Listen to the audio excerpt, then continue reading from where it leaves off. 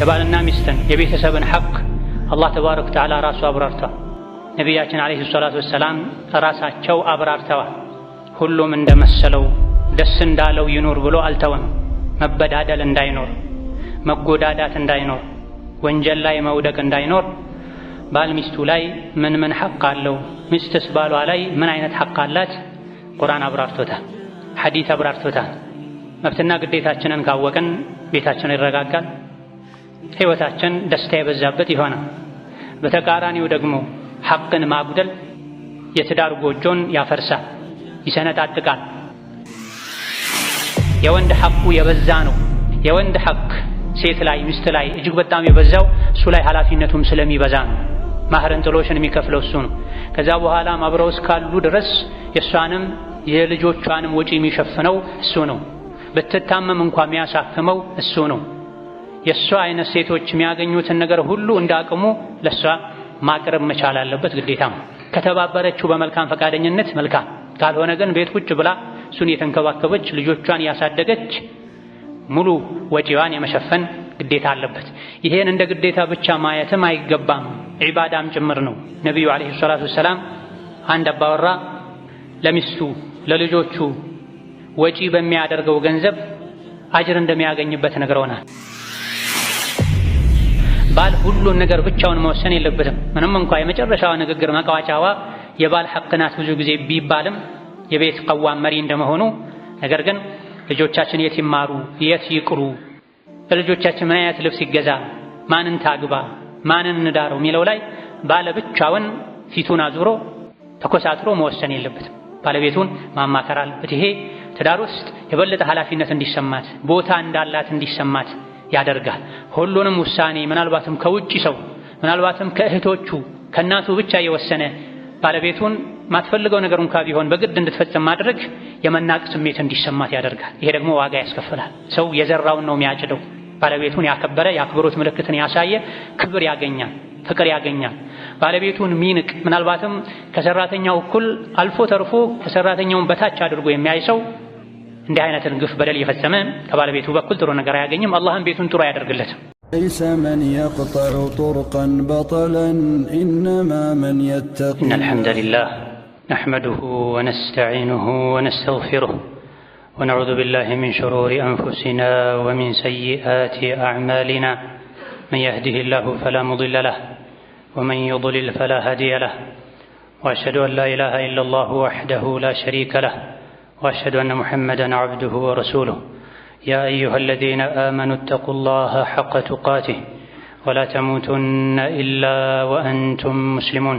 يا أيها الناس اتقوا ربكم الذي خلقكم من نفس واحدة وخلق منها زوجها وبث منهما رجالا كثيرا ونساء واتقوا الله الذي تساءلون به والأرحام إن الله كان عليكم رقيبا. يا أيها الذين آمنوا اتقوا الله وقولوا قولا سديدا يصلح لكم أعمالكم ويغفر لكم ذنوبكم ومن يطع الله ورسوله فقد فاز فوزا عظيما. أما بعد فإن أصدق الحديث كتاب الله وخير الهدي هدي محمد صلى الله عليه وعلى آله وأصحابه وسلم تسليما كثيرا. وشر الأمور محدثاتها فإن كل محدثة بدعة وكل بدعة ضلالة. وأوصيكم ونفسي بتقوى الله يا عباد الله فاتقوا الله تعالى حق التقوى. يا الله باروچوي الله ያዛችሁን በመታዘዝ የከለከላችሁን በመከልከል ሁሌም በሁሉም ጉዳይ ላይ በሁሉም ቦታ ላይ ጌታ አላህን ፍሩ። ለአኺራችሁ ስንቅ ያዙ። ከስንቆች ሁሉ በላይ ስንቅ አላህን መፍራት ነው። የአላህ ባሮች ሆይ መብትና ግዴታን ማወቅ፣ ግዴታን በአግባቡ መወጣት በዱንያም ይሁን በአኼራ ከችግር ከመከራ የምንድንበት መንገድ ነው። ኢስላም የመብትና ግዴታ ሃይማኖትን እያንዳንዱ ሰው ያለበትን ግዴታ አውቆ እንዲወጣ መብቱም ሐቁም እንዲጠበቅለት የሚያዝ ዲን ነው። ነቢዩ ዓለይሂ ሰላቱ ወሰላም ፈአዕጢ ኩለ ዚ ሐቅን ሐቀሁ ብላ፣ ለሁሉም ባለ መብት መብቱን ስጥ፣ ሐቁን ስጥ ብላ። ዛሬ በአላህ ፈቃድ የቤተሰብን ሐቅ ከቤተሰብ ሐቅም የትዳር አጋርን የሚስትን ሐቅ የምናይ ይሆናል። የትዳር መሰረቱ ባልና ሚስት ናቸው። የማህበረሰብ የቤተሰብ መሰረት የሆኑት ባልና ሚስት የትዳር ግንኙነታቸው ያማረ የተስተካከለ ከሆነ ቤቱ ያማረና የተስተካከለ ይሆናል። መሰረቱ ይጠነክራል። ከእንደዚህ አይነት ቤት የሚወጡ ልጆችም የተረጋጉና የተስተካከሉ ይሆናሉ። የባልና ሚስትን የቤተሰብን ሐቅ አላህ ተባረከ ወተዓላ ራሱ አብራርተዋል። ነቢያችን ዓለይሂ ሰላቱ ወሰላም ራሳቸው አብራርተዋል። ሁሉም እንደመሰለው ደስ እንዳለው ይኑር ብሎ አልተወም። መበዳደል እንዳይኖር፣ መጎዳዳት እንዳይኖር፣ ወንጀል ላይ መውደቅ እንዳይኖር ባል ሚስቱ ላይ ምን ሐቅ አለው፣ ሚስትስ ባሏ ላይ ምን አይነት ሐቅ አላት ቁርአን አብራርቶታል፣ ሐዲስ አብራርቶታል። መብትና ግዴታችንን ካወቅን ቤታችን ይረጋጋል፣ ህይወታችን ደስታ የበዛበት ይሆናል። በተቃራኒው ደግሞ ሐቅን ማጉደል የትዳር ጎጆን ያፈርሳል፣ ይሰነጣጥቃል። ከእነዚህ አይነት መሰረቱ ጠንካራ ካልሆነ ግጭት፣ ጸብ፣ በደል፣ መገፋፋት ከሚበዛበት ቤት የተፈጠሩ የተገኙ ልጆችም ብዙ ጊዜ ህይወታቸው ላይ መረጋጋትን አያገኙ፣ የቤተሰቦቻቸውንም ሐቅ አይጠብቁም። ይህ እንዳይሆን ባልና ሚስት አንድም አላህን ለመታዘዝ ብለው ሲቀጥልም ለልጆቻቸው ሲሉ እንደዚሁ ደግሞ አላህ ዘንድ ተባረከ ወተዓላ ወንጀለኛ እንዳይሆኑ እንዳይጠየቁ በህይወታቸውም ሰላምን ደስታን እንዲያገኙ የባልና ሚስትን ሐቅ ማወቅና መጠበቅ ይገባል። ባልና ሚስት ህይወታቸው የቤት አመራራቸው አኗኗራቸው ኢስላም ባስቀመጠው መንገድ መሰረት ከሆነ ትዳራቸው የሰላም የደስታ ይሆናል። ቤታቸው ከየትኛውም ስፍራ የበለጠ ሰላምና ምቾትን ደስታን የሚያገኙበት ይሆናል። በየጊዜው ግጭትና ብጥብጥ ሰላም አይነሳቸው። አብዛኛውን ጊዜ ግጭት፣ ብጥብጥ፣ መጣላት፣ መበዳደል፣ መጨቃጨቅ የሚመጣው ወይም ግዴታን በአግባቡ ካለመወጣት ነው ወይም ደግሞ ሐቁ ያልሆነን ነገር ካላደረጋችሁልኝ ካልሰጣችሁኝ በማለት አብዛኛውን ጊዜ ሁሌም ማለት ይቻላል አለመግባባቶች በባልና ሚስት መካከል ግጭቶች፣ ችግሮች የሚፈጠሩት ወይም ግዴታን ካለመወጣት ነው ወይም መብቱ ያልሆነን ነገር ሐቁ ያልሆነን ነገር አጎደላችሁብኝ ከማለት። መብትና ግዴታን በአግባቡ ካወቁ መብትና ግዴታን ካከበሩ የትዳር ህይወት የዱንያ ጀነት ሊሆን ይችላል። ምንም እንኳ አንዳንዴ ይህ ነው የሚባል ሊገለጽ ሊጠቀስ የማይችል ምክንያት ተፈጥሮም አለመግባባቶች ሊከሰቱ የሚችሉ ቢሆንም እንደ ዱንያ ባህሪ ዱንያ እንደመኖራችን ነገር ግን አላህን የሚፈራ በትዳር ህይወቱ የትዳር አጋሩን ሐቅ የሚጠብቅ ሰው ሰላማዊና የተረጋጋ ህይወትን መኖር ይችላል። በባልና ሚስት መሃል መጠበቅ ያለባቸው ሐቆች እንዳሉ ከሚያሳዩ የቁርአን አንቀጾች አንዱ ወለሁነ ሚስሉ الذي عليهن بالمعروف የሚለውን የሱረቱል በቀራ አንቀጽ ያለባቸው አይነት ሐቅ ለነሱም ባሎቻቸው ላይ አላቸው ይላል። ባል ሚስቱ ላይ ሐቅ አለው፣ ሚስትም ባሏ ላይ ሐቆች አሏት። ነብዩ ሰለላሁ ዐለይሂ ወሰለም ኢነ ለኩም ዐላ ኒሳኢኩም ሐቃ፣ ወንዶች ሆይ ለእናንተ ሚስቶቻችሁ ላይ ሐቆች አሏችሁ፣ ለሚስቶቻችሁም እናንተ ላይ ሐቆች አሏቸው ብለዋል። ባል የሚስቱን ሐቅ ሲጠብቅ ሚስትም የባሏን ሐቅ ስትጠብቅ ግንኙነታቸው አብሮነታቸው የሰላም ይሆን የደስታ ይሆን መልካም ልጆች የሚፈሩበት ይሆን። በተቃራኒው ደግሞ ሐቅን አለማወቅ ወይም ያወቁ ማጉደል ካለ አብሮ መኖሩ ጉዳቱ የበዛ ይሆናል። ሚስት ባሏ ላይ ካሏት ሐቆች አንዱ ማህሯን በአግባቡ መስጠት ነው።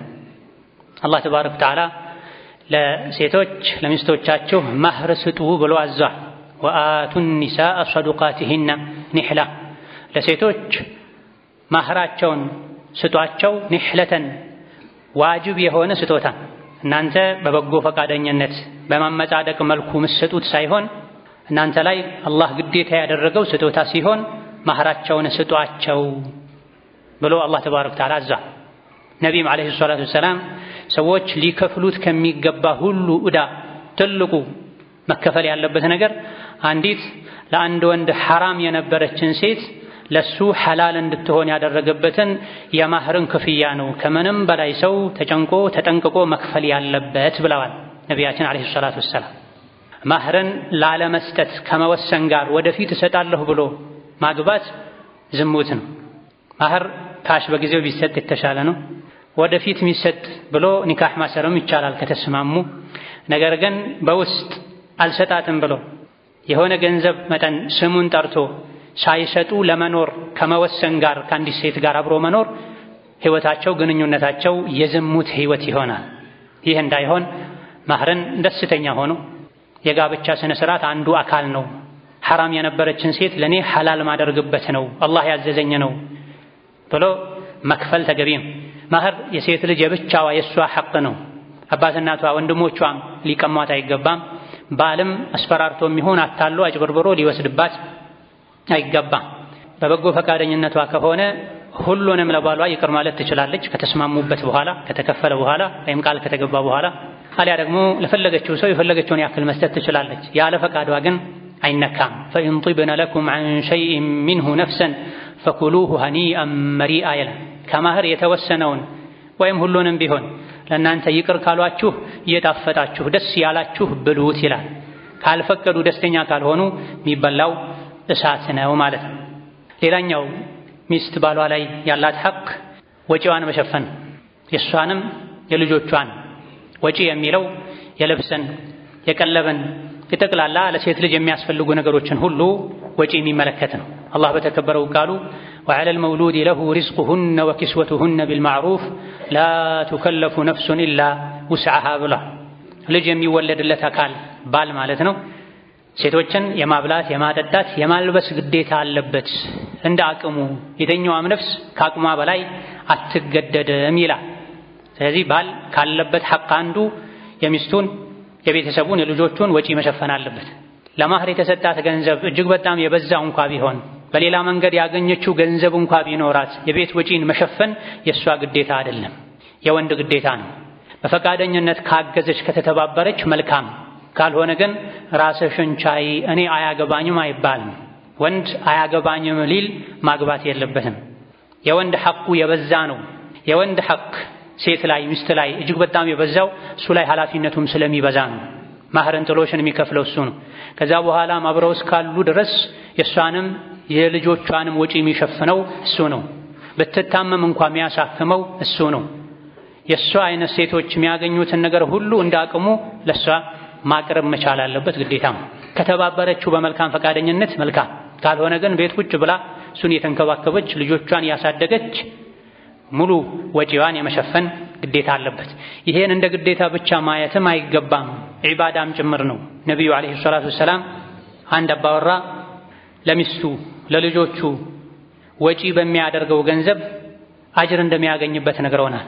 ፊ ሰቢልላህ ገንዘብ ብትሰጥ፣ ለጂሃድና ለመሰል መልካም ዓላማዎች ለተቸገረ ምስኪን ብትረዳ፣ ቤት ለሚስትህ ለልጆችህ ወጪ ብታደርግ፣ ከነዚህ ከሶስት አይነት የወጪ መንገዶች አጅሩ የሚበዛው ለቤተሰብህ ወጪ ያደረግከው ነው ብለዋል ነብዩ ሰለላሁ ዐለይሂ ወሰለም። ለሚስትህ አንስተህ የምታጎርሰውም ላንተ ሰደቃ ነው ብለዋል። ነገር ግን ይሄን ለቤተሰብ የሚደረግን ወጪ አጅር ለማግኘት ንያ ያስፈልጋል። መበሳጨት፣ መነጫነጭ፣ መሰላቸት አያስፈልግም። አጅር አገኝበታለሁ፣ የቤተሰቦቼን ፊት ክብር እጠብቅበታለሁ፣ ለኔም ለልጆቼም ነው ጥቅሙ ደስታው በሚል በመልካም ንያ ወጪ ማድረግ ይገባል። ለቤት ወጪ መሸፈን ግዴታ እንደሆነ ሁሉ ሚስቱ የአልጋ ፍላጎቷን ከባሏ የምታገኝበትን ሙሉ ሐቋን መጠበቅ አለበት። ከቀለብ ይልቅ ከምግብና ከመጠጥ ይልቅ ባል የሚስቱን የአልጋ ሐቅ መጠበቁ ግዴታ ነው። ምክንያቱም ምግብና መጠጥን ከአባቷ ቤት፣ ከእህቷ ቤት፣ ከዘመዶቿ ቤት ልታሟላ ትችላለች። የሴት ልጅን የተፈጥሮ የአልጋ ፍላጎቷን ሊያሟላ የሚችለው ብቸኛ ሰው ባሏ ስለሆነ ባል ሚስቱን በተመለከተ ካለበት ሐቅ አንዱ የአልጋ ሐቋን መጠበቅ አለበት ሸሪዓው በሚያዘው መሰረት። ሌላኛው ሚስት ባሏ ላይ ያላት ሐቅ ባል ሚስቱን ከጀሃነም እሳት ከዱንያ ጥመት ወንጀል መጠበቅ አለበት። ዱንያ ላይ ከረሃብ ከድህነት መጠበቅ እንዳለበት ሁሉ የሚስቱን የልጆቹን ዲን መጠበቅ አለበት። ሚስቱን ልጆቹን ከጀሃነም እሳት ማዳን አለበት፣ ከወንጀል ማራቅ አለበት። ይሄም በምንድን ነው የሚሆነው? አደብን በማስተማር ዲንን በማስተማር ሶላት እንዲሰግዱ በማዘዝ ጾም እንዲጾሙ በማድረግ ሴት ልጆቹ ሒጃብ እንዲለብሱ ወንድ ልጆቹ አለባበሳቸውን አኽላቃቸውን እስላማዊ እንዲያደርጉ ክትትል በማድረግ ሚስቱንም ቤተሰቦቹንም ባል ከጀሃነም እሳት ማዳን አለበት። ዱንያ ላይ ከሸይጣን መንገድ ማራቅ አለበት። ጌታ አላህ በተከበረው ቃሉ ያ አዩሃ አለዚነ አመኑ ቁ አንፉሰኩም ወአህሊኩም ናራ ወቁዱሃ ናሱ ወልሒጃራ ዐለይሃ መላኢከቱን ጊላዙን ሽዳዱን ላ ያዕሱነ አላህ ማ አመረሁም ወየፍዐሉነ ማ ዩእመሩን ብላ እናንተ አማኞች ሆይ ራሳችሁንም ቤተሰቦቻችሁንም ከእሳት ጠብቁ ብላ። ቤተሰብ የሚለው በአንደኛ ደረጃ ሚስትን ያካትታል፣ የወለዷቸው ልጆችን ያካትታል፣ ይመለከታል። ራሳችሁንም ቤተሰቦቻችሁንም ከእሳት ጠብቁ። ከምን አይነት እሳት? ማገዶው ድንጋይ ከሆነ እሳት፣ እንደ ዱንያ እንጨት ቅርፊት ሳይሆን የጀሃነም እሳት ማገዶው ድንጋይ ነው። አምልጦ መውጣትም አይቻልም። ብርቱ፣ ጠንካራ፣ ጨካኝ የሆኑ መላኢኮች ጀሃነም ላይ ተመድበው ይጠብቃሉ። አላህ ተባረከ ወተዓላ ያዘዛቸውን አያምፁም። እገሌ ይቀጣ ብሎ አላህ ከወሰነ መላኢኮች ቀጥታ ወስደው ይቀጡታል። አድርጉ የተባሉትን የሚያደርጉ ናቸውና ይላል። ስለዚህ ራስን ቤተሰብን ከጀሃነም እሳት ማዳን ግዴታ። በምንድን ነው የሚሳካው? ቅድም እንዳልነው በማስተማር ነው፣ በመከታተል ነው። ከሁሉም በላይ ደግሞ ባል አባወራ መልካም አርአያ በመሆን ስገዱ ከሚለው በላይ ሰግዶ የሚያሳይ፣ አለባበሳችሁን አስተካክሉ ከሚለው በላይ በቃል በተግባር ጥሩ አለባበስ ለብሶ የሚያሳይ፣ ቁርአን ቅሩ ብሎ ከመጮህ ይልቅ ራሱ ቁጭ ብሎ የሚቀራ፣ ዱዓ የሚያደርግ፣ ዝክር የሚያደርግ፣ ልጆቹ፣ ሚስቱ፣ ቤተሰቦቹ እንዲያደርጉት የሚፈልግን መልካም ነገር ሁሉ ሰርቶ የሚያሳይ፣ እንዲተውት የሚፈልግን ወንጀል ሁሉ ራሱ ቀድሞ የሚርቅ መልካም አርአያ መሆን አለበት። ነገር ግን ትልቁ አደጋ ባል ራሱ የተበላሸ ከሆነ ነው። ከዲን የራቀ በወንጀል የተዘፈቀ ከሆነ አደጋው በጣም የከፋ ይሆናል። ምክንያቱም የቤተሰቡ ራስ ዋና መሪ እሱ ነው። ብዙ ጊዜ የቤተሰብን ተርቢያ የሚያበላሸው ቤት ውስጥ ዋና የሚባለው አርአያ የሚባለው አካል መበላሸቱ ነው። ከቀደምቶች መሃል አንዱ አንድን ሰው ሶላት ሲሰግድ አይተውት የሶላት አሰጋገዱ የተበላሸ መጥፎ ስለነበረ ቤተሰቦቹ ሲያሳዝኑ አሉ ሰውዬ አጠገባቸው የነበረ ሰው የተበላሸው የሱ ሶላት አንተ እያዘንክ ያለው ለቤተሰቦቹ ምን ማለት ነው? ምን አገናኘው ሲሏቸው እሱ እኮ የቤተሰብ ታላቅ ነው። ሁወ ከቢሩሁም ወሚንሁ የተዓለሙና አባወራ ማለት የቤተሰብ ራስ ማለት ነው። ከሱ ነውና የሚማሩት አሉ። ክፉንም ደጉንም አላህ የሚወደውንም የሚጠላውንም ልጆች፣ ሚስት ከባል ይማራሉ። ባይናገር እንኳ በተደጋጋሚ ሲሰንፍ፣ ሲዘናጋ፣ ወንጀል ሲሰራ፣ ግዴለሽ ሲሆን፣ ሶላተል ጀማዓ ሲተው፣ ትርፍ ቃል ሲናገር፣ የሰው ስጋ ሲበላ፣ ቆሻሻ ፊልም ከፍቶ ሲያይ፣ ልጆች ካዩ፣ ሚስት ካየች እነሱ ይሄን ነገር ቀስ ያሉ ይለምዱታልና ቤተሰቦቹን፣ ሚስቱን፣ ልጆቹን ከጀሃነም እሳት ማዳን አለበት። በምን? ራሱ መልካም አርአያ በመሆን ሙሉ በመሆን በመማርና መልሶ እነሱን በማስተማር ወከዛሊክ ለሚስቱ ለክብሯ ለዲኗ በመጨነቅ ሂጃብ እንድትለብስ በማድረግ ከቤት ስትወጣ አይኗን ሰበር እንድታደርግ በመምከር ለሙስሊም ሴት የሚፈቀድን ሰፋ ያለ ሞላ ያለ የተስተካከለ አለባበስ ለብሳ እንጂ ከቤት እንዳትወጣ፣ ከቤት ወጥታ ከአጅነቢ ጋር እንዳትጋፋ እንዳትላፋ፣ የመንገድ ዳር ይዛ እንድትጓዝ፣ ይህ ሁሉ እንዳይመጣ ደግሞ ቤት እንድትቀመጥ የሚያስፈልገውን ነገር ራሱ የሚያቀርብበትን ሁኔታ ሊያመቻች ይገባል። ከቤት ስትወጣ ተውባ ተኳኩላ እንዳትወጣ መከልከል ግዴታው ነው። እሱ ላይ ያለው ዋጅብ ነው። እሷ ደካማ ናት። ሸይጣን ሊያሳስታት ይችላል። መጥፎ ጓደኞች ሊያሳስቷት ይችላል። ባለቤቴ ሆይ ቁጭ በይ፣ እንደዚህ ተገላልጦ እንደዚህ ተውቦ ከቤት መውጣት አይቻልም ብሎ የመከልከል ግዴታ አለብን። እሷን የመምከር የማስተካከል ኃላፊነት አለብን። ለፊትና ሊያጋልጣት አይገባም። ለጀሃነም እሳት አሳልፎ ሊሰጣት አይገባም። ይሄም እንዲሳካ ቀድሞ ራሱ በዲን ቀጥ ያለ መሆን አለበት ማለት ነው። ዛፉ ቀጥ ካላለ ጥላውም ቀጥ አይልም። በዚህ መልኩ ከዲን የሚጋጭ አካሄድ የሄደች ከቤት ተገላልጣ ተወጣጥራ የወጣች አይቶ ዝም የሚል ከሆነ ከጀሃነም እሳት አልጠበቃትም አላዳናትም ማለት ነው። ሌላኛው ባል ሚስቱን በተመለከተ ያለበት ሚስት ባሏ ላይ ያላት ሐቅ በመልካም መኗኗር ነው። ይሄ በመልካም መኗኗር የሚለው ብዙ ነገሮችን አቅፎ የያዘ ሰፊ ነጥብ ነው። እስካሁን የጠቀስናቸው ነገሮችንም ሊያቅፍ የሚችል ነው። እንዳጠቃላይ ባል ከሚስቱ ጋር በጥሩ መኗኗር አለበት። ይህ በጥሩ መኗኗር የሚለውን መጥፎና አስቸጋሪ ነገሮችን ሁሉ መተውን፣ መልካምና ጥሩ ነገሮችን ሁሉ ማድረግን ያካትታል። በመልካም የመኗኗር አንዱ ትልቁ መገለጫ ስነ ምግባርን ማሳመር ነው። ባል ከሚስቱ ጋር ሲኗኗር ከእሷ ጋር ስነ ምግባሩን ማሳመር አለበት። ነቢዩ ዓለይሂ ሰላቱ ወሰላም አሐቡ ዒባዲላሂ ኢለላሂ አሕሰኑሁም ኹሉቃ ብላ አላህ ዘንድ ከባሮቹ ሁሉ ይበልጥ እሱ ዘንድ ተወዳጁ ስነ ምግባሩ ይበልጥ የሚያምረው ነው ብሏል። የስነ ምግባር ጉዳይ ከቤት ውጭ አይደለም። ከቤት ውጭ ሁሉም ጥሩ ነው እስካራባው ድረስ እስካልተነካ ድረስ። የሰው የስነ ምግባሩ ማማር ውብ ሸጋ መሆን የሚለካው መቼ ነው? ቤት ውስጥ ነው። ጉዞ ላይ ሲሆን፣ በተራበ ጊዜ ነው፣ በጠገበ ጊዜ ነው፣ በደስታና በሐዘን ጊዜ ነው ትክክለኛ ማንነቱ የሚወጣው። ስለዚህ ባል ለሚስቱ መልካም መሆን አለበት። አላህ በተከበረው ቃሉ ወዓሺሩሁነ ቢልማዕሩፍ ብሏል። በመልካም ታኗኗሯቸው። ስታኖሯቸው በጥሩ አኑሯቸው። መኗኗሩ ካልተቻለ በአማረ መልኩ ሸኟቸው፣ በክብር በጸባይ ተቀበላችሁ እንዳመጣችኋቸው ብለዋል። ታዲያ በመልካም የመኗኗር አንዱ መገለጫ ባል ለሚስቱ ስነ ምግባሩን ማሳመር አለበት። ከእናንተ ውስጥ ጥሩ ሰው ማለት ይበልጥ ለቤተሰቦቹ ጥሩ የሆነ ሰው ነው ብላ። የሰው ጥሩ ለሚስቱ ጥሩ የሆነ፣ ለልጁ ጥሩ የሆነ፣ ለእናቱ ጥሩ የሆነ። የሰው መጥፎ ለሌሎች ጥሩ ሆኖ ለሚስቱ መጥፎ የሚሆን ነው። ለልጆቹ ለቤተሰቦቹ መጥፎ የሚሆን ሰው። ለሚስት መልካም ከመሆን ሚስትን በመልካም ከእሷ ጋር ከመኗኗር መገለጫዎች አንዱ አስተያየቷን ማክበር፣ ምርጫዋን፣ ውሳኔዋን ከሸሪዓ እስካልወጣ ድረስ የባልን ሐቅ እስካልተጋፋ ድረስ ማክበር። በምንም መልኩ ሚስቱን ከማዋረድ መራቅና መጠንቀቅ አለበት። ካጠፋች ይቅርታ እንድትጠይቀው እንደሚፈልገው ሁሉ እሱም ሲያጠፋ ሚስቱን ይቅርታ ሊጠይቅ ይገባዋል። ይሄም ሐቋ ነው። ሁሌም እሷ አይደለችም ይቅርታ መጠየቅ ያለባት። ይቅርታ መጠየቁ ክብሩን የሚነካ ነገር አይደለም። ክብር የሚነካው አጥፍቶ ችክ ብሎ የራስ አቋም ላይ በመጽናት ነው፣ ጥፋተኛ መሆኑን እያወቁ። እንደው በተቃራኒው አጥፍቶ ይቅርታ የሚጠይቅ ወንድ ባለቤቱ ዘንድ ያለው ቦታ ይጨምራል። ለሱ ያላት ክብርና ውዴታ እያደገ ይሄዳል። ስለዚህ ባል ከሚስቱ በመልካም ከሚኗኗርባቸው መንገዶች አንዱ መብቷን መጠበቅ፣ ሐቋን መጠበቅ፣ ሚስቱን አለመናቅ። ለሚስቱ ሸሪዓ በሚያዘው መሰረት ትሁት መሆን፣ ካጠፋ ዝቅ ብሎ ይቅርታ መጠየቅ። ስትቆጣ ሊያረጋጋት ይገባል፣ ሲቆጣ ልታረጋጋው ይገባል። ይሄ ሱሐቦች የትዳር ህይወት ላይ ይከተሉት የነበረ መርህ ነው። ከትልልቅ የነቢዩ ዓለይሂ ሰላቱ ወሰላም ሱሐቦች መሃል አንዱ የሆኑት አቡ ደርዳ ባለቤታቸውን እኔ ስቆጣና ስበሳጭ አንቺ ያረጋግኝ፣ አንቺ ስትበሳጭና ስትቆጪ እኔ ያረጋጋሻለሁ፣ በዚህ መልኩ እንጂ ህይወታችን ቀጣ አይልም ብለው መክረዋል። ስለዚህ ይቅርታ የሚያስጠይቅ ነገር ካለ፣ ጥፋት ካለ ባል ሚስቱን ይቅርታ ሊጠይቅ ሊክስ ይገባል። አንዳንዴ ችግሮችን ለማለፍ ዝቅ ማለት ጥፋተኝነትን ማመን ተገቢም። ወከዛሊክ በመልካም የመኗኗር ሌላኛው መገለጫ መመካከር። ባል ሚስቱን ማማከር አለበት በቤታቸው ጉዳይ፣ በልጆቻቸው ጉዳይ፣ በትምህርታቸው ጉዳይ፣ በትዳራቸው ጉዳይ። ባል ሁሉን ነገር ብቻውን መወሰን የለበትም። ምንም እንኳ የመጨረሻዋ ንግግር መቃወጫዋ የባል ሐቅ ናት ብዙ ጊዜ ቢባልም የቤት ቀዋም መሪ እንደመሆኑ፣ ነገር ግን ልጆቻችን የት ይማሩ፣ የት ይቅሩ፣ ለልጆቻችን ምን አይነት ልብስ ይገዛ፣ ማንን ታግባ፣ ማንን እንዳረው የሚለው ላይ ባለ ብቻውን ፊቱን አዙሮ ተኮሳትሮ መወሰን የለበትም። ባለቤቱን ማማከር አለበት። ይሄ ትዳር ውስጥ የበለጠ ኃላፊነት እንዲሰማት፣ ቦታ እንዳላት እንዲሰማት ያደርጋል።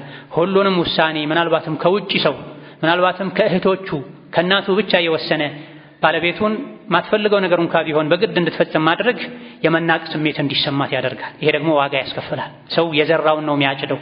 ባለቤቱን ያከበረ የአክብሮት ምልክትን ያሳየ ክብር ያገኛል፣ ፍቅር ያገኛል።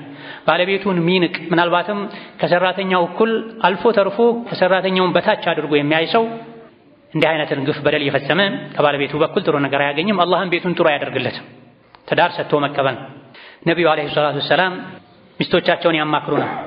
አይደለም የቤተሰብ ጉዳይ፣ የውጭ ጉዳይ፣ የጂሃድ፣ የጦርነት፣ የጉዞ ጉዳይ ላይ እንኳ ባለቤታቸውን ኡሙ ሰለማን አማክረው የኡሙ ሰለማን ሐሳብ ተቀበለው 1300 1500 አካባቢ የሚደርሱ ሰሐቦች ሁሉ እሺ ብለው ተመልሰዋል። ሱልሑል ሁደይቢያ ላይ መካ አትገቡም ዑምራ አታደርጉም ብለዋቸው የመካ አምባገነን ሙሽሪኮች ነቢዩ ዓለይሂ ሰላቱ ወሰላም ብዙ ተደራድረው መጨረሻ ላይ ለዘንድሮ ተመለሱ፣ ቀጣይ ዓመት ላይ ነው መታችሁ ዑምራ የምታደርጉት ብለው ሙሽሪኮች ወስነው ይሄን ካደረጋችሁ ብዙ የሚገኝ ጥቅም አለ ለኛም ለናንተም፣ ለ10 ዓመት ጦርነት ይቆማል፣ ዳዕዋ ታደርጋላችሁ ወዘት የሚል ይዘት ያለው ስምምነት ተደርጎ ነው። ብዙ ሰሐቦች ግን ከአቡበክር ስዲቅ ውጪ ይሄ የበታችነት ነው፣ ውርደት ነው። ከመዲና ተነስተን መተን 400 ምናምን ኪሎ ሜትር አቋርጠው መካ ሊገቡ ጥቂት ሲቀራቸው ነበር ተመለሱ ያሏቸውና አንመለስም ብለው ነበር። አንመለስም ያሉት ነቢይን ለማመስ ሳይሆን መጠባበቃችንን አላህ አይቶ ሌላ ፍርድ ያመጣል ብለው እየጠበቁ ነበር። ሰሐቦችን ጸጉራችሁን ላችሁ የያዛችሁትን የሀዲ እንስሳትን እረዱ ከዚሁ እንመለሳለን ሲሏቸው ብዙዎቹ ዝም ብለው ጠብቀው ነው።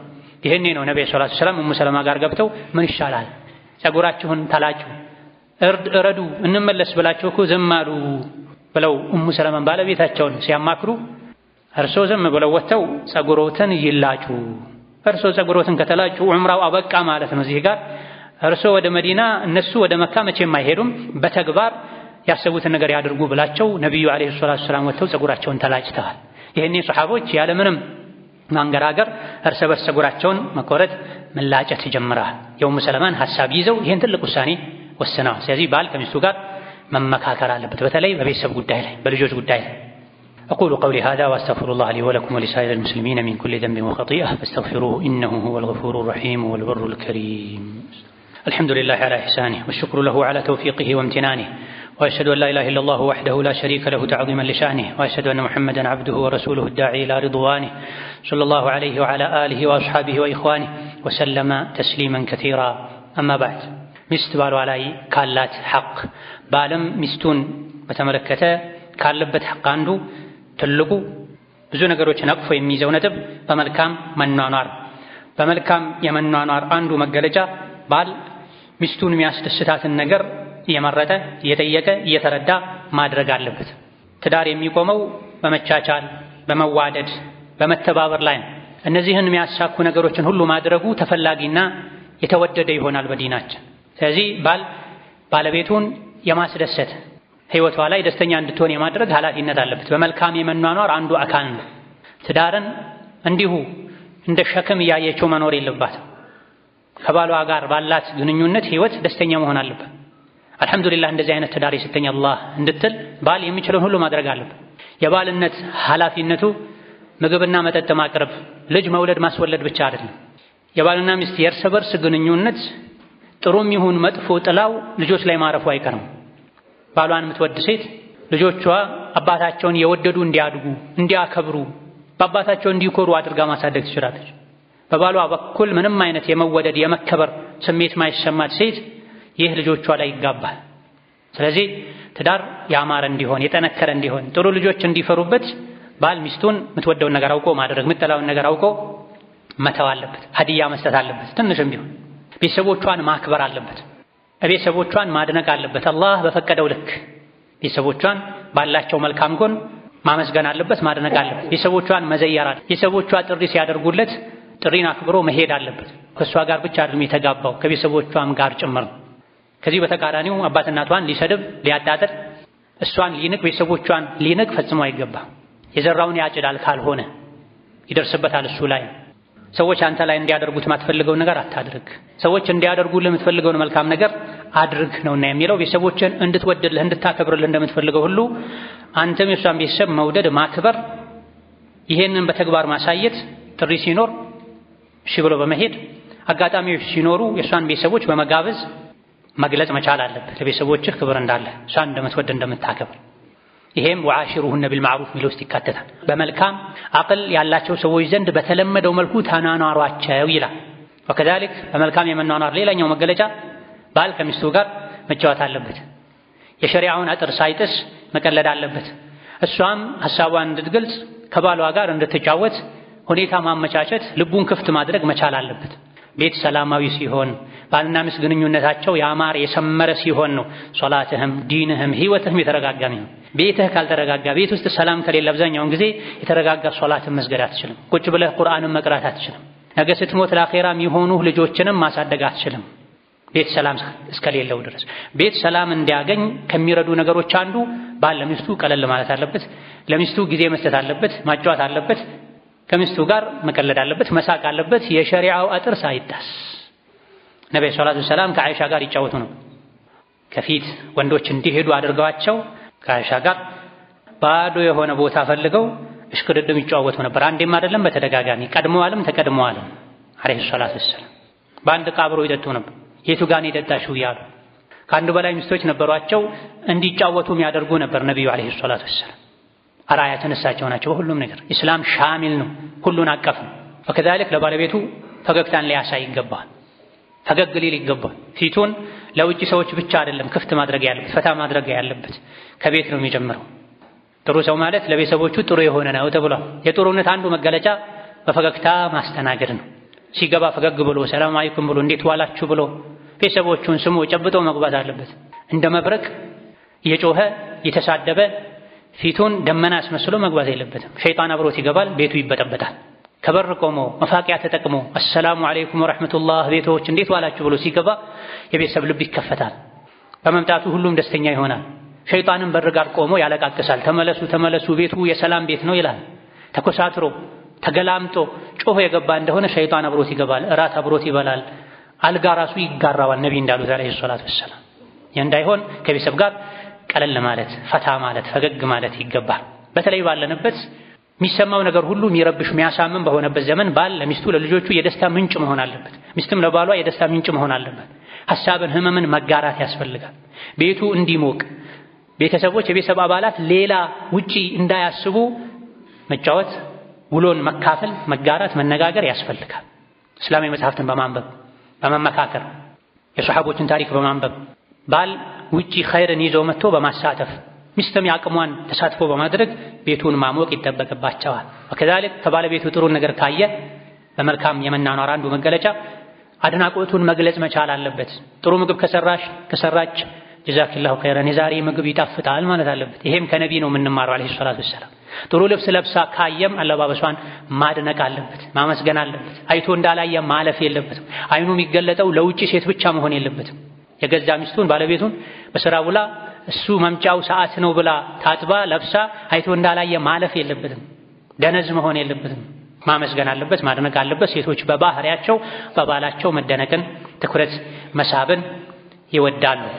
መስደብ፣ መጮህ፣ ማገላመጥ፣ ማዋረድ ቀልብም ይሁን አጥንትን መስበር ፈጽሞ አላህን ከሚፈራ ባል የሚጠበቅ አይደለም። የዚህን ተቃራኒ ማድረግ አለበት። ሞራሏን ስሜቷን መጠበቅ አለበት። ይሄም ወዓሽሩሁነ ቢልማዕሩፍ ሚለው ውስጥ ይገባል። ሪፍቀን ቢልቀዋሪር ሴቶች ማለት ብርጭቆዎች ናቸው፣ ለብርጭቆዎች እዘኑ ሳሱላቸው ብለዋል ነቢዩ ዓለይሂ ሰላቱ ወሰላም። ወተቁላህ ፊኒሳ በሴቶች ጉዳይ አላህን ፍሩ። ሴቶች ማለት እናንተ ዘንድ ያሉ ምርኮኞች ናቸው ብለዋል። አብሏቸው፣ አጠጧቸው፣ ተንከባከቧቸው፣ የሚያስጠላን ንግግር አትናገሯቸው ብለዋል። በሌላም ሐዲታቸው ወተቁላህ ፊኒሳ በሴቶች ጉዳይ ላይ አላህን ፍሩ። ሴቶችን ከሞቀ ከአባት እናታቸው ቤት አውጥታችሁ የወሰዳችኋቸው በአላህ ስም ቃል ገብታችሁ ነው። ሐራም የነበረ ማህፀናቸው ለእናንተ የተፈቀደ የሆነውም በአላህ ቃል ነው፣ በዲን ነው፣ አንኪሑ በሚለው ነው። ስለዚህ ከትዳር አጋራችሁ ጋር ያለን ግንኙነት ማበላሸት ከአላህ ጋር ያላችሁን ግንኙነት ማበላሸት ነው። ሐራም የነበረች ለአንተ ትርቅህ የነበረች ሴት ተከብራ በአባት እናቷ በወንድም በእህቶቿ መሃል በሞቀ ቤት ትኖር የነበረው ወደ አንተ ቤት ወደ ማታውቀው ወንድ ወደ ማታውቀው ቤት የመጣችው ሸሪዓን ተከትላ ነው። ልጄን ዳርኩህ የምትለዋ ቃል በሸሪዓ መሰረት በሱናው መሰረት ዳርኩህ የምትለዋ ቃል ናት ከቤት ያወጣቻት። እቺ ቃል አላህ ዘንድ ከባድ ናት፣ ቦታ ስጣት። አላህን ፍራ በሴቶች ጉዳይ ብለዋል ነብዩ ሰለላሁ ዐለይሂ ወሰለም። በሌላም ሐዲታቸው ኡሐርጁ ዐለይኩም ሐቀ ضعيفين የሁለት ደካሞችን ሐቅ አከብድባችኋለሁ፣ አስጠነቅቃችኋለሁ፣ ሐቃቸውን አታጉድሉ ብለዋል። ማናቸው ሁለት ደካሞች? የቲምና ሴቶች ብለዋል ነብዩ ሰለላሁ ዐለይሂ ወሰለም። የቲምና ሴቶች፣ እነዚህ ሁለት ደካሞችን በተመለከተ ሐቅ አታጉድሉ፣ ተጠንቀቁ በማለት ነቢያችን ዐለይሂ ሰላቱ ወሰላም መክረዋል። ወከዛልክ በመልካም የመኗኗር ሌላኛው መገለጫ አንዳንዴ አይቶ እንዳላየ ማለፍ ነው። በትንሽ በትልቁ መጨቃጨቅ፣ መውቀስ፣ መስደብ አግባብ አይደለም። የትልቅ ሰውም ስራ አይደለም። ትልቅ ሰው የትልቅነቱ አንዱ መገለጫ ብዙ ነገር አይቶ ሲያልፍ ነው። በትንሽ በትልቁ የሚጨቃጨቅ ሰው ትልቅ ሰው አይደለም። ወንድ የቀዋምነቱ አንዱ መገለጫ ልቡ ሰፊ መሆን አለበት፣ ትከሻው ሰፊ መሆን አለበት፣ ነገሮችን መቻል አለበት። በትንሹም በትልቁም እየተጨቃጨቀ ቤቱን እሳት ማድረግ የለበትም፣ እስር ቤት ማድረግ የለበትም። ሁሌም አንተ የፈለግከው ላይሆን ላይሳካ ይችላል። ሴት ናት፣ ደካማ ናት።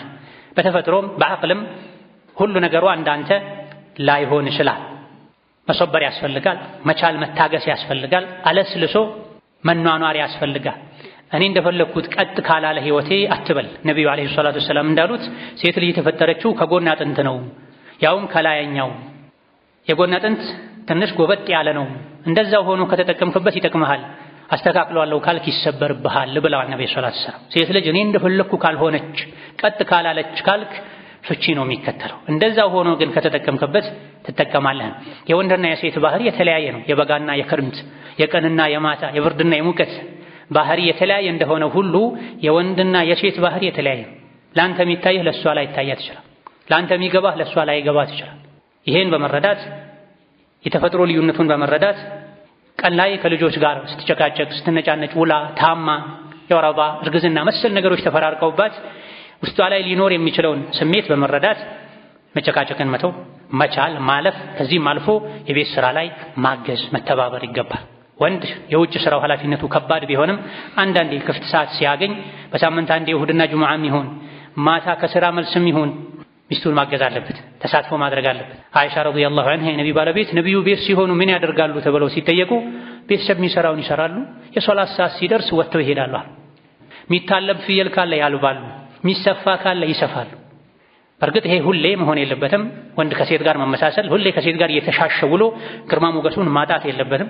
ሳይበዛ በልክ ከሚስቱ ጎን መሆኑን የሚገልጽበት የተወሰነ ስራ ሊሰራ ሊያግዝ ይገባል።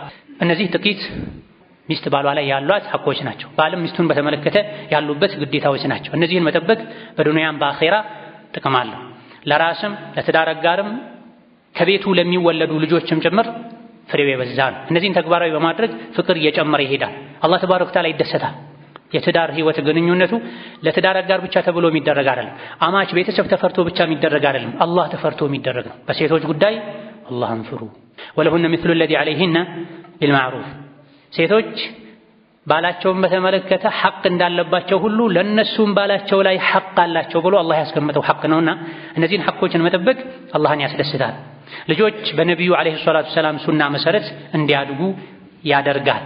ባልና ሚስት ራሱ እንደ አንድ ነፍስ ሆነው እንዲኖሩ ያደርጋቸው። ምክንያቱም መግባባትን ያመጣል። ብዙ ጊዜ ፍርድ ቤት መመላለስ፣ ሽማግሌ ማድከም፣ ልጆች ፊት መጨቃጨቅ፣ ከመጨቃጨቅ አልፎ መቦጫጨቅና አንዱ አካፋ ሌላኛው ማማሲያ ይዞ መጥቶ ልጆችን አእምሯቸውን በሽተኛ ማድረግ የሚመጣው እነዚህን ሐቆችን ካለመጠበቅ ነው። እነዚህና መሰል ሐቆች ከተጠበቁ ባልና ሚስት ሁለት አካል ሳይሆን አንድ አካል ሆነው መኖር ይችላል፣ ይግባባል። አንድ ቃል ሲጀምር ምን ማለት እንደፈለገ አውቃ አጨርሰው ብላ ተነስታ ልታደርግ እሱም እንደዚሁ ሊያደርግ ይችላል። መግባባትን ያስገኛል፣ የልብ ንጽህናን ያስገኛል፣ መወዳን መሐባን ይጨምራል። መሻኪል ችግር የሌለበት አልያ ደግሞ እንደ ዱንያ ችግሩ ያነሰ ህይወትን እንኖራለን።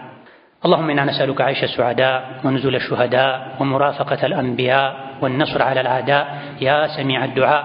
اللهم اصلحنا واصلح نياتنا وأزواجنا وذرياتنا واغفر لنا ولوالدينا ولمشايخنا ولجميع المسلمين. اللهم فرج هم المهمومين ونفس كرب المكروبين واقض الدين عن المدينين وارحم موتانا وموتى المسلمين. اللهم اصلح لنا ديننا الذي هو عصمة أمرنا وأصلح لنا دنيانا التي فيها معاشنا وأصلح لنا آخرتنا التي إليها معادنا واجعل الحياة زيادة لنا في كل خير. اللهم إنا نسألك الهدى والتقى والعفاف والغنى. اللهم إنا نعوذ بك من زوال نعمتك وتحول عافيتك وفجاءة نقمتك وجميع سخطك. اللهم اجعل هذا البلد آمنا مطمئنا سخاء رخاء وسائر بلاد المسلمين. وحي صفوف المسلمين واجمع كلمتهم على الحق يا قوي يا متين. ربنا آتنا في الدنيا حسنة وفي الآخرة حسنة وقنا عذاب النار. آمين والحمد لله رب العالمين. وصلى الله وسلم وبارك على نبينا محمد.